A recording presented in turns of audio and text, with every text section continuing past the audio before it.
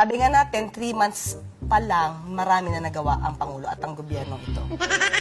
Na hindi nagawa ng mga nakaraang administrasyon. Wala ngang pag-iimbis noon. Sinungaling!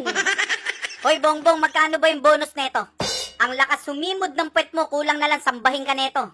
Sasampalin ko lang ng katotohanan tong alaga mo. Iisa-isahin ko sa'yo yung mga nagawa ng Duterte, pakinggan mo. Unang-una, pagpapalibing sa tatay ng amo mo. Free irrigation law. 1,000 dagdag sa pensyon ng SSS. NTFL CAC. OFW Hospital. Bukana Bridge na inaangkin nyo. Dagdag sahod sa mga pulis. Dagdag sahod sa mga sundalo. Dagdag sahod sa mga guro. Mga bagong kagamitan ng pulis. Mga bagong kagamitan ng sundalo. Mga bagong kagamitan ng Air Force. Mga bagong kagamitan ng Navy. National Academy of Sports. Clark Airport. PNR. Skyway 3. Bulacan Airport. Rehabilitation sa Nueva Ecija. Mga gamot during pandemic. 10 years passport. 10 years license. 10 years Siemens book. Niligtas yung OFW sa Kuwait. Tinanggal yung laglag bala sa NAIA. 563 na adik sumuko.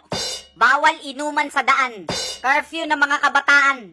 Pinalinis yung Boracay. Pinalinis yung Manila Bay, ginawang Dolomite Beach. Nagpagawa ng ospital sa Mindanao.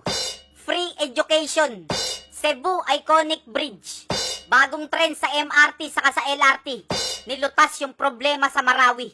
Pinasuka si Lucio Tan ng 7.28 billion. 150,149 classrooms Luzon, Visayas, Mindanao. At marami pang iba. Yung mga nakalimutan ko, i-comment nyo sa baba. So ngayon, tapos na ako, ikaw naman magsalita.